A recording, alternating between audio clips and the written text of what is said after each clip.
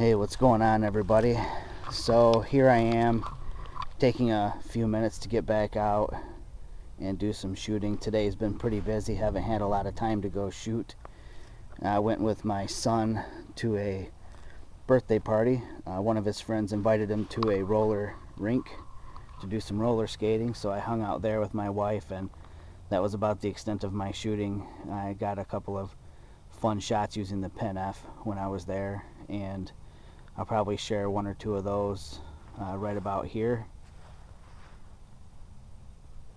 And that's about it today for shooting, but I wanted to get back out and visit a spot that's, again, close to my house. Just given the amount of time that I get free, I have to take advantage of nearby locations. And if you can see behind me, those are tombstones, and this place that I like to go shoot is a cemetery that is literally about 3 blocks from my home.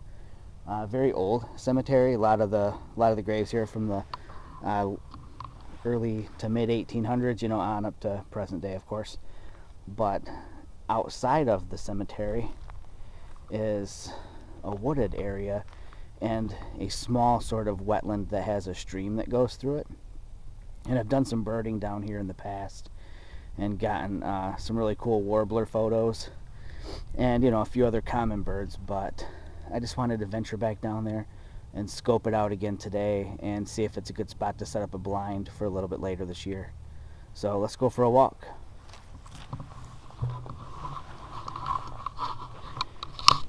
So I'm shooting with the EM1 and the settings that I'm going to be using, because I am going to be strictly chasing after birds, I'm going to be shooting in shutter priority. And I am setting my shutter speed. Crank it. There we go. To about 1/800th of a second. That's plenty fast enough for me to get a nice, stable, still shot. I'm on auto ISO. I've got my ISO capped at 6400. Usually I'll do 3200, but I don't know. I'm getting pretty good at working with noise in post if I have to. The light's decent anyway, so I don't think my ISO is ever going to hit that. I'm shooting with the let me change my aperture here. Get myself as wide open as I can get. So shooting with the 40 to 150 f2.8 with the MC14 1.4 teleconverter on it. And I'll stop talking a whole lot and just try and work my way up here. There's a male robin in the bushes ahead of me. This time of year they start looking a little skinny because they're not all puffing themselves up full of air in their feathers to stay warm, but still fun to shoot anyways.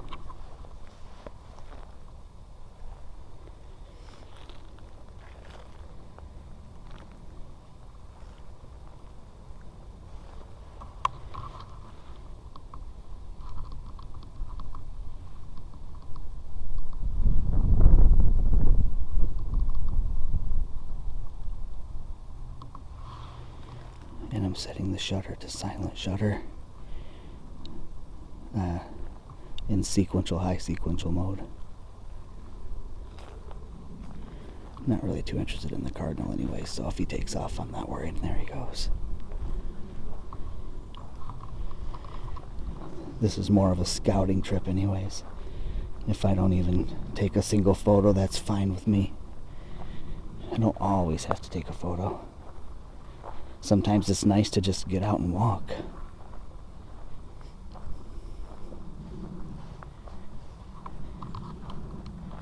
And it is late in the day, so I figure a lot of the birds will be working their way back to wherever they're nesting down.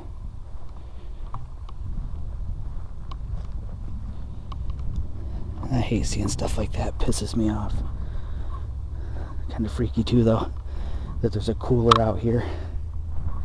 Who knows what the hell's in it? I'm scared to even look. So this is this little stream, this little creek that runs through the back of this property. You can see a trail is beat down through here. Gets a lot of traffic, it looks like.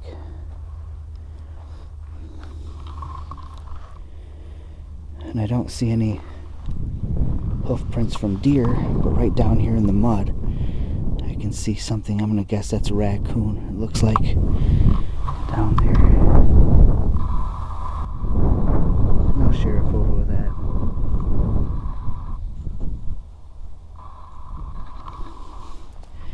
Maybe somebody watching can tell me what it was. I'm thinking raccoon. I don't think it was a muskrat. Although, I take that back. Because you can see right down here, there is a path worn where something's been crawling up out of the water. I'm guessing muskrats. So it looks like we're just going on more of a a nature hike than a photo safari, I suppose.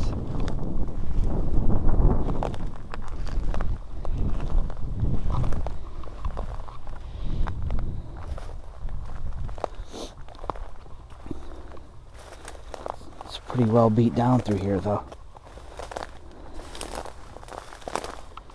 A lot of traffic through here.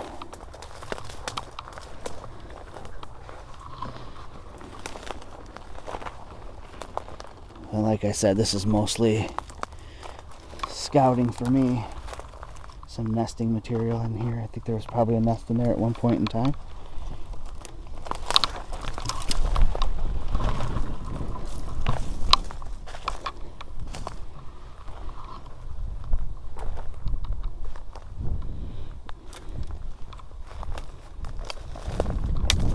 This is a cool little spot back here.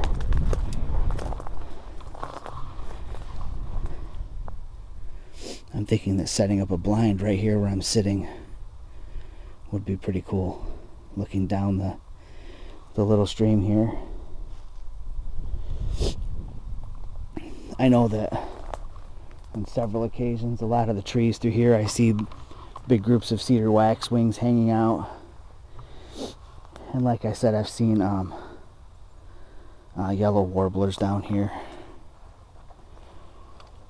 And just, you know, your typical finches.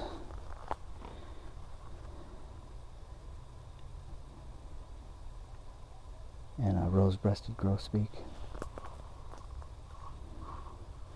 But today I'm really not seeing anything. So basically it's just we're walking together. So let me turn the video off for a minute and head back out of here.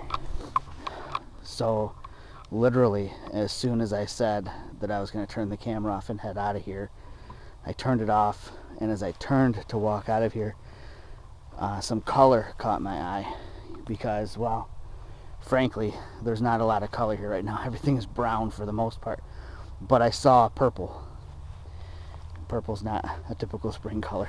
So what I saw was this plant down here, and I'm not sure what it is, but it is freaking cool.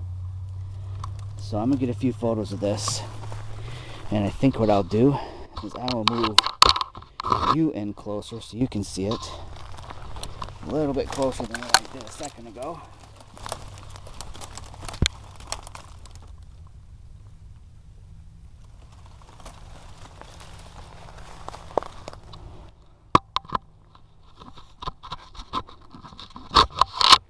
And like I said, I am completely unsure of what that is.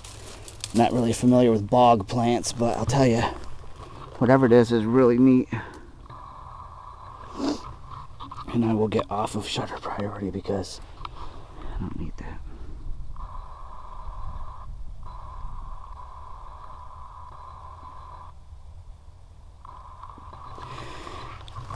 I really wish that I was a little bit better prepared for this, because I would love to focus stack or bracket a few shots. Maybe, let me shut the camera off, see if I can get myself set up to do that. I'll be right back. Switch to the 12 to 40. just because it was easier to manage the setup. I was using this little man Frodo little portable tripod. It's full of muck now. And while it would hold the 40 to 150, like on a stable surface, this muck that I'm standing in right now is very, very soft, very wet, and there's a lot of bird action right now. And because of the weight of the setup, it was sinking into the muck, so it wouldn't hold still, so I could do bracketed shots.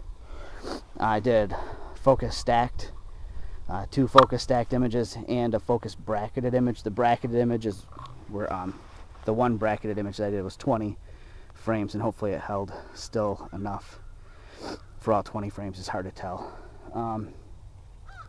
And then I did a couple of exposure bracketed shots as well, just to see what it looked like. I'm watching some crows fight. That's pretty crazy. So anyways, I'm going to switch back to the 40 to 150. Maybe I'll photograph a bird or two while I'm here. There are a lot of them coming around. I think that once I've been back here sitting still for a little while, they're all starting to come out of their hiding spots. So let me switch up lenses really quick. Alright, 40 to 150 is back on. And of course I'm going to make a ton of noise getting out of here. I'm trying not to.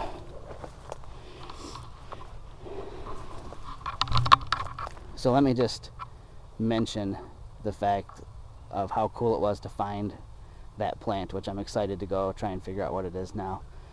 It just shows you that no matter what you're setting out to do, you never know what you're going to come across, and it's an adventure every time. It really is. As corny as it sounds to say that I'm 2 blocks from my house and this little patch of, you know, undeveloped land is an adventure, but it is, you know, just because of that reason right there. You never know what you're going to come across.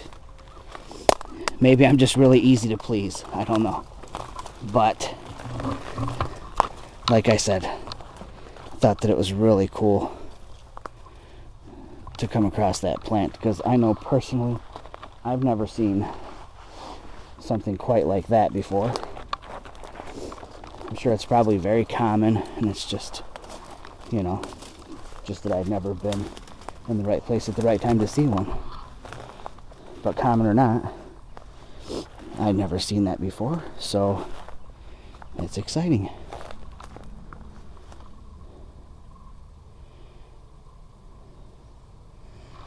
There's a robin flying by.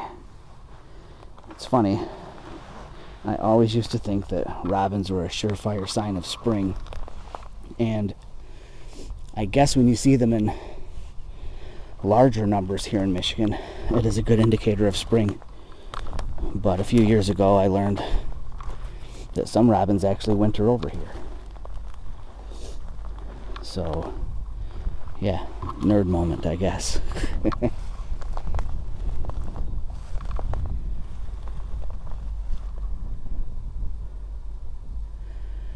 You know, I could have come out here and not shot a single photo, and I think I would have been perfectly content. I love these. I'm not sure what this is, but man, it is so intensely red. It's super cool.